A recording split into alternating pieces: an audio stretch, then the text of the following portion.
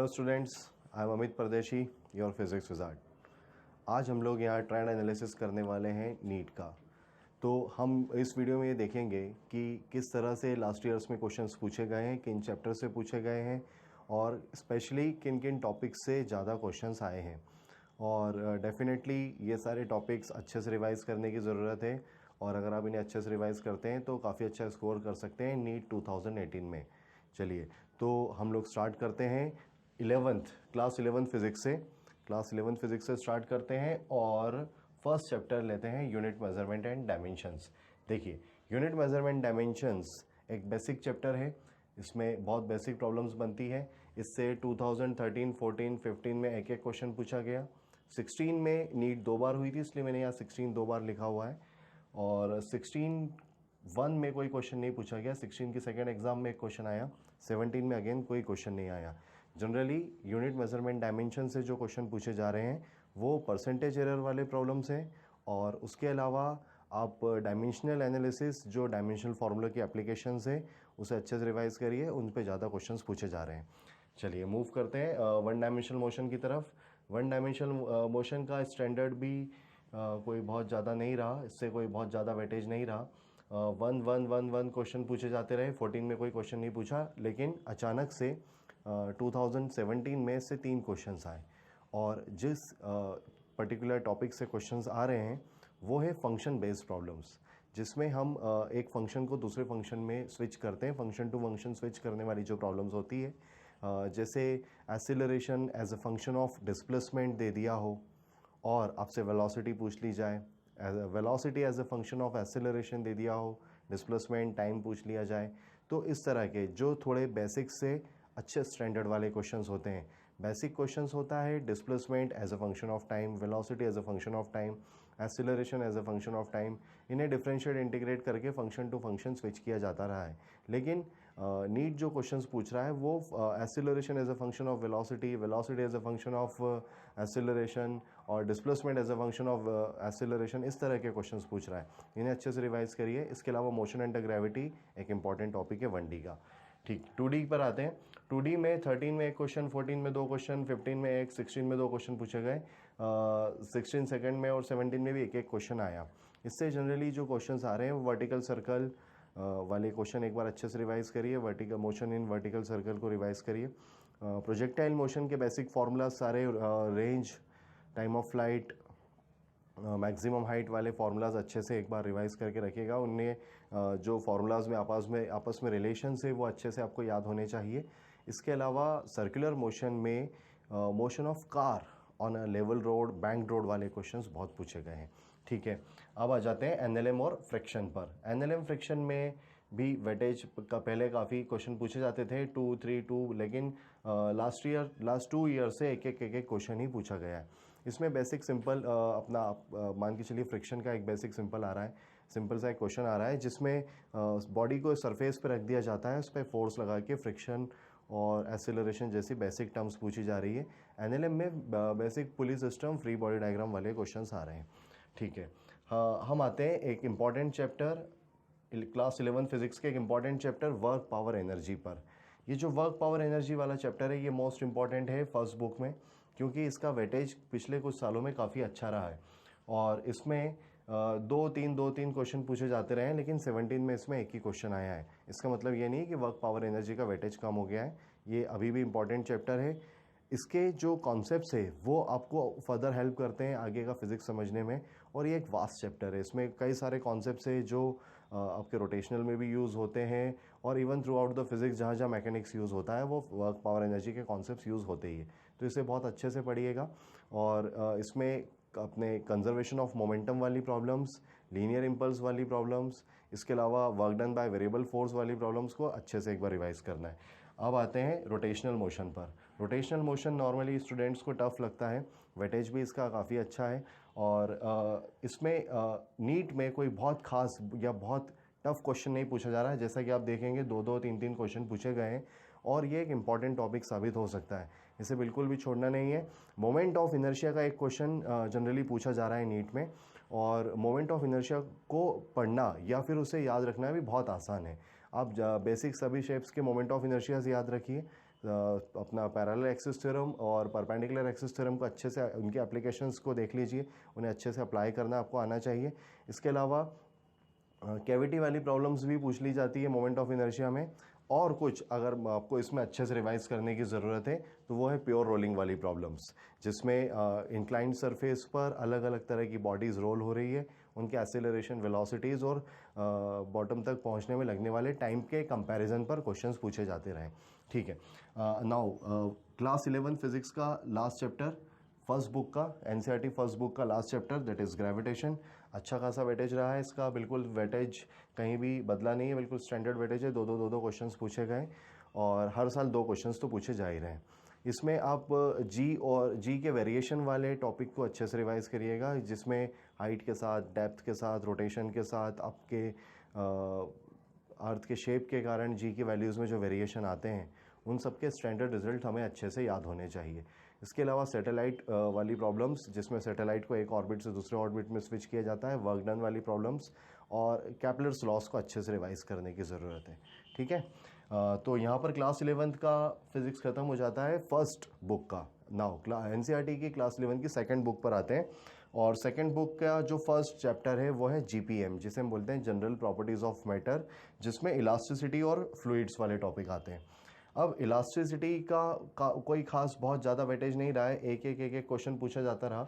16 में कोई क्वेश्चन नहीं पूछा, 17 में एक ही क्वेश्चन पूछा है। और अगर हम फ्लूइड्स की बात करें तो फ्लूइड्स में भी एक क्वेश्चन पूछा जाता रहा है, लेकिन 16-17 में इसमें 2 क्वेश्चन पूछ लिए गए। तो इलास्टिसिटी में आप अच्छे से रिवाइज करिए Young's modulus of elasticity, bulk modulus of elasticity, क्योंकि पिछले कुछ सालों में इन्हीं पर ज़्यादा क्वेश्चंस पूछे गए। तो यंग्स मॉडुलस, बल्क मॉडुलस को आपको अच्छे से रिवाइज करना है इलास्टिसिटी के लिए।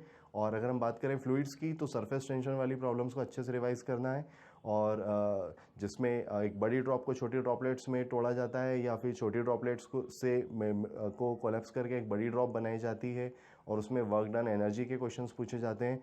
इस तरह के क्वेश्चंस आपको रिवाइज करने हैं। इसके अलावा एक्सेस प्रेशर और कैपिलरी एक्शन भी इसमें इंपॉर्टेंट टॉपिक है। ठीक है, हम बात करते हैं हीट की। हीट में कैलोरीमेट्री और transmission of heat, mode of transfer, ये सब कुछ इंक्लूड कर लिया है मैंने। तो हीट का वेटेज भी काफ़ी अच्छा है। 13 में एक क्वेश्चन पूछा था, 14, 15 में 2 क्वेश्चन पूछे गए, 16 में 3 क्वेश्चन, 16 के सेकेंड में, 17 में 2 क्वेश्चन पूछे गए। और हीट में आपको बहुत अच्छे से पढ़ने की ज़रूरत है, जिसमें से ज़्यादा क्वेश्चंस आ रहे हैं वो टॉपिक्स है कैलोरीमेट्री, जिसमें हीट एक्सचेंज होती है, जिसमें heat gain equal to heat taken का जो प्रिंसिपल हम अप्लाई करके कैलोरीमेट्री में फाइनल टेम्परेचर बॉडीज़ का निकालते हैं, उस टॉपिक पर काफ़ी क्वेश्चंस पूछे जाते रहे, और अच्छा खासा वेटेज रहा है कैलोरीमेट्री का। उसके अलावा कैलोरीमेट्री के अलावा भी अगर आप कुछ रिवाइज करना चाहें हीट में, तो आपके थर्मल एक्सपांशंस को एक बार अच्छे से रिवाइज करिएगा, क्योंकि थर्मल एक्सपांशन भी कैलोरीमेट्री के अलावा एक अच्छा टॉपिक है। और अगर हम बात करें हीट में, तो एक वीन्स लॉ, लास्ट में एक छोटा सा लॉ है, वीन्स लॉ और स्टीफन्स लॉ।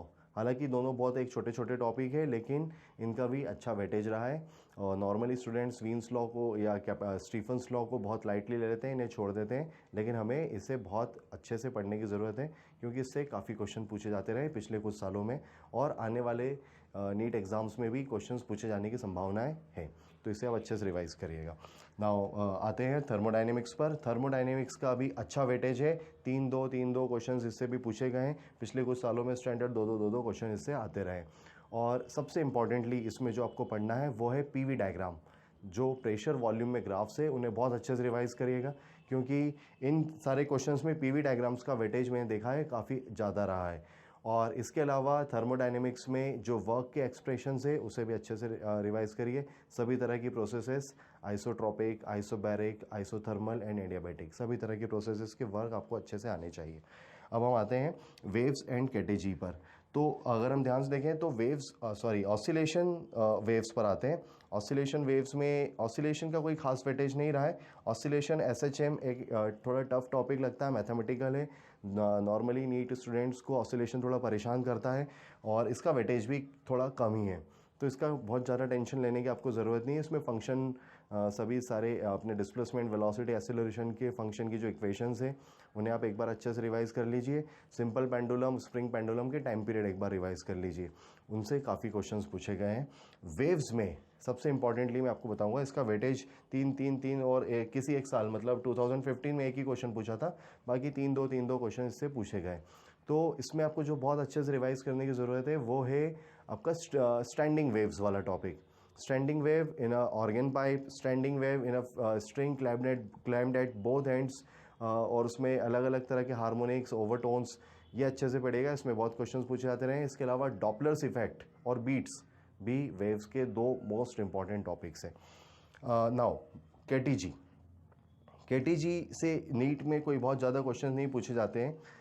नॉर्मली केटीजी के क्वेश्चंस केमिस्ट्री में पूछ लिए जाते हैं, इसलिए फिजिक्स में केटीजी का कोई खास वेटेज नहीं है। 2 क्वेश्चन पूछे गए थे और बाकी पिछले कुछ सालों में एक एक क्वेश्चन ही पूछा जाता रहा है। और ये बेसिक क्वेश्चन आपका degree of freedom, mean free path वाले टॉपिक्स में से बहुत पूछते हैं, तो उन्हें एक बार आप बहुत अच्छे से रिवाइज करिएगा। ठीक है, तो यहाँ पर हमने क्लास 11th फिजिक्स का नीट का ट्रेंड एनालिसिस कर लिया है, जिसमें हमने देखा है कि पिछले कुछ सालों में किन किन टॉपिक से क्वेश्चन पूछे गए, इन्हें आप अच्छे से रिवाइज करिए। अब हम सेकेंड हाफ में स्टार्ट करेंगे क्लास 12th फिजिक्स एनालिसिस। तो अब हम एनालिसिस करने वाले हैं 12th के फिजिक्स के टॉपिक्स को, जिसमें हमारा फोकस होगा नीट 2018 पर आने वाले क्वेश्चंस पर और उसके इंपॉर्टेंट टॉपिक्स पर। ठीक है, तो स्टार्ट करते हैं चार्ज एंड फील्ड से। चार्ज एंड फील्ड में 13 में एक, 15 में एक, 16 में एक और 17 में 2 क्वेश्चन पूछे गए। और इसमें आप रिवाइज करिए इंटेंसिटी के सभी तरह के फॉर्मूले, फोर्सेस के अलग अलग सिचुएशन वाले फॉर्मूले, जिसमें अपने मीडियम में फोर्स, मीडियम में इंटेंसिटी, मीडियम में फोर्स, इस तरह के सभी क्वेश्चंस को रिवाइज करिए, ये हेल्पफुल रहेगा। अगर हम बात करें पोटेंशियल और कैपेसिटेंस की, पोटेंशियल और कैपेसिटेंस 13 में एक क्वेश्चन पूछा गया है, 14 में 3 क्वेश्चन पूछे गए, 15, 16 सभी में एक एक क्वेश्चन पूछा जाता रहा है। तो पोटेंशियल और कैपेसिटेंस में जो इंपॉर्टेंटली आपको पढ़ने की ज़रूरत है वो है E = -dV/dr। ये जो पोटेंशियल इंटेंसिटी का रिलेशन है, इस रिलेशन पर काफ़ी बार क्वेश्चन पूछा गया है। और कैपेसिटी की बात करें तो कैपेसिटी में, कैपेसिटर में जब डाइलेक्ट्रिक स्लैब इंट्रोड्यूस कर दिया जाता है, कई बार वो बैटरी से कनेक्ट होता है, डिस्कनेक्टेड होता है, और उसके बाद डाइलेक्ट्रिक स्लैब इंट्रोड्यूस करने के बाद उसकी कैपेसिटी में आने वाले चेंजेस, उसके चार्ज में आने वाले चेंजेस, पोटेंशियल में आने वाले चेंजेस, इस तरह के क्वेश्चन नीट बहुत पूछता है, तो इन्हें अच्छे से रिवाइज करिएगा, काफ़ी हेल्प मिलेगी। आते हैं करंट पर। करंट बहुत अच्छा एक इम्पॉर्टेंट टॉपिक है। करंट इलेक्ट्रिसिटी को नीट के सभी स्टूडेंट्स को काफ़ी अच्छे से पढ़ना चाहिए और इसे बिल्कुल भी नहीं छोड़ना चाहिए, क्योंकि काफ़ी अच्छा वेटेज है। 3 क्वेश्चन पूछे जाते रहे। 17 में एक ही क्वेश्चन पूछा, इसका मतलब ये बिल्कुल भी नहीं है कि करंट का कोई वेटेज नहीं रहा, इससे फिर से आज काफ़ी क्वेश्चन पूछे जाने की संभावना है। तो करंट में आप KVL, KCL, Kirchhoff voltage law, अपने लूप लॉ को बहुत अच्छे से रिवाइज करिए, ये काफ़ी इंपॉर्टेंट टॉपिक साबित हो सकता है। Measuring instrument, potentiometer, metre bridge भी बहुत इंपॉर्टेंट है। इसके अलावा गैल्वेनोमीटर को भी आपको इसमें अच्छे से रिवाइज करना है। ठीक है, आ जाते हैं मूविंग चार्ज और मैग्नेटिज्म पर। मैग्नेटिक इफेक्ट्स ऑफ करंट, जिसे हम शॉर्ट में MSE भी बोलते हैं। तो मूविंग चार्ज में दो क्वेश्चन पूछे जाते हैं, लेकिन 17 में अचानक से 4 क्वेश्चन आ गए। तो मूविंग चार्ज वाला टॉपिक भी काफ़ी इंपॉर्टेंट है।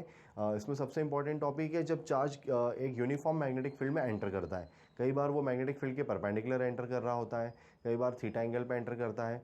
तो इसमें एक चार्ज कभी सर्कुलर पाथ में घूमता है, कभी हेलिकल पाथ में घूमता है। तो उसकी radius, velocity, time period, frequency, energy, ऐसे कई तरह के जो फार्मूलाज है, जो साइक्लोट्रॉन के लिए भी आपने पढ़े होंगे, उन्हें बहुत अच्छे से पढ़िए, उस पर क्वेश्चन पूछे जा रहे हैं।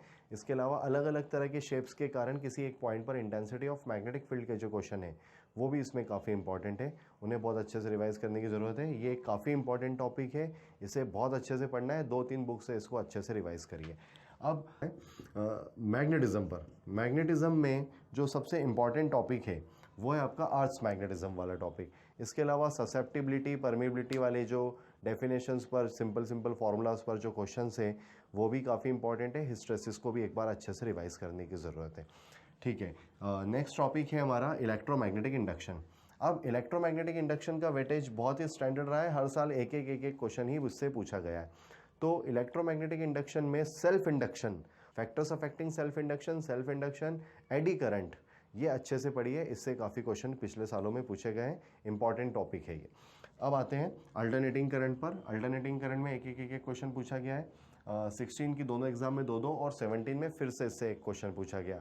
इम्पीडेंस के कैलकुलेशन वाले क्वेश्चन इसमें पूछे जा रहे हैं। इसके अलावा पावर फैक्टर वाले क्वेश्चन इंपॉर्टेंट है। एवरेज पावर कैलकुलेट करने वाले क्वेश्चन भी इसमें काफ़ी इंपॉर्टेंट है, वो भी आपको बहुत अच्छे से पढ़ना है। ठीक है, आ जाते हैं इलेक्ट्रोमैग्नेटिक वेव्स। इलेक्ट्रोमैग्नेटिक वेव्स में भी एक क्वेश्चन हर साल पूछा जाता रहा है।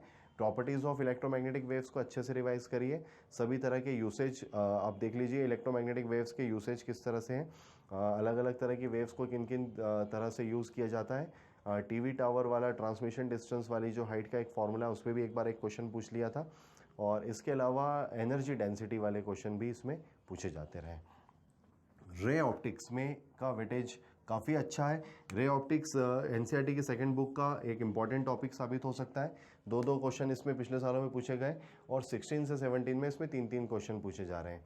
और सबसे इंपॉर्टेंटली इसमें आपको लेंस मेकर्स फार्मूला और कॉम्बिनेशन ऑफ लेंस को बहुत अच्छे से रिवाइज करना है। इस पर कई बार क्वेश्चन पूछे गए हैं पिछले सालों में, तो ये इंपॉर्टेंट टॉपिक हो सकता है इस साल के लिए भी। तो इसे बहुत अच्छे से रिवाइज करने की ज़रूरत है, क्योंकि पिछले सालों में इससे काफ़ी क्वेश्चन पूछे गए। अच्छा, आ जाते हैं वेव ऑप्टिक्स पर। वेव ऑप्टिक्स में दो दो क्वेश्चन पूछे गए हर साल। और वेव ऑप्टिक्स में इंपॉर्टेंटली आपको सिंगल और डबल स्लिट एक्सपेरिमेंट, एक यंग्स डबल स्लिट एक्सपेरिमेंट और एक सिंगल स्लिट एक्सपेरिमेंट जो डिफ्रैक्शन ऑफ लाइट के लिए होता है, इन दोनों को अच्छे से पढ़िए। सभी मैक्सिमा मिनिमास देख लीजिए एक बार। फ्रिंज विड्थ की डिपेंडेंसी अलग अलग तरह से, लास्ट ईयर जो क्वेश्चन पूछा था वो फ्रिंज विड्थ को अगर पूरे सेटअप को अगर हम पानी में डुबा दें तो फ्रिंज विड्थ पे क्या इफेक्ट पड़ेगा, इस तरह से क्वेश्चन पूछे गए हैं। तो इन्हें बहुत अच्छे से रिवाइज करिए। सिंगल स्लिट और double slit experiment most important topic है वेव ऑप्टिक्स के लिए। इसके अलावा पोलराइजेशन और इंटरफेरेंस को भी आपको एक बार रिवाइज करना चाहिए, लेकिन जो ज़्यादा इंपॉर्टेंट है वो दोनों एक्सपेरिमेंट, सिंगल स्लिट और डबल स्लिट। ठीक है, डुअल नेचर, एटम न्यूक्लिया, इन तीनों की बात मैं एक साथ कर रहा हूँ। डुअल नेचर एटम न्यूक्लिया को पढ़ना आपके लिए काफ़ी फायदेमंद हो सकता है। केमिस्ट्री में भी इसका इंपॉर्टेंस है, केमिस्ट्री में भी ये रिवाइज होता है। अगर आप यहाँ पे पढ़ते हैं तो इसका फ़ायदा केमिस्ट्री में भी मिलता है। एटम में आप स्पेक्ट्रल, बोहर मॉडल, ये सब कुछ अच्छे से पढ़िए। अगर हम बात करें न्यूक्लियाई की, तो रेडियो एक्टिविटी के, first order decay, mass defect, distance of closest approach, ये सारे टॉपिक आपको बहुत अच्छे से रिवाइज करना है। चलिए आ जाते हैं सेमीकंडक्टर और कम्युनिकेशन पर। तो मैंने यहाँ कम्युनिकेशन पे कट लगा दिया है, क्योंकि पिछले कुछ सालों में देखा है कम्युनिकेशन पर नीट ने कोई क्वेश्चन नहीं पूछा है। ये सारे क्वेश्चन जो है वो सेमीकंडक्टर पर ही पूछे गए। तो सेमीकंडक्टर में 3-2 ऐसे 3-3 क्वेश्चन पूछे जा रहे हैं, मतलब इसका वेटेज काफ़ी अच्छा है। सेमीकंडक्टर में मैंने लॉजिक गेट्स को भी इंक्लूड किया है, जिससे एक क्वेश्चन डेफिनेटली और बहुत सिंपल वाला आता है। तो सेमीकंडक्टर को अगर आपने बोर्ड के लिए एनसीईआरटी से पढ़ा है, अच्छे से रिवाइज करा है, तो उतना ही काफ़ी हो जाएगा। इसका कोई बहुत ज़्यादा लेवल भी नहीं है। इसे बहुत अच्छे से रिवाइज करिए, क्योंकि वेटेज काफ़ी ज़्यादा है और इम्पॉर्टेंट टॉपिक साबित हो सकता है नीट के लिए। तो आशा करता हूँ कि जो भी चीज़ें मैंने आपको बताई है सब कुछ आपके लिए बहुत हेल्पफुल होगी 2018 में अच्छा स्कोर करने के लिए। और फिर भी जो टॉपिक्स मैंने बताए हैं, अगर उसमें आपको लगता है कि कोई टॉपिक पर्टिकुलरली बहुत टफ है या आपको समझ नहीं आ रहा है, डेफिनेटली कमेंट बॉक्स में जाइए, वहाँ पर अपना कमेंट दीजिए और मैं कोशिश करूँगा कि उस पर एक बहुत ही आसान तरीके से आपको उसे एक्सप्लेन करने की, उन टॉपिक्स को बहुत ही आसान तरीके से समझाने की कोशिश करूँगा। जो भी डिफ़िकल्टी हो मुझसे ज़रूर शेयर करिए और ऑल द वेरी बेस्ट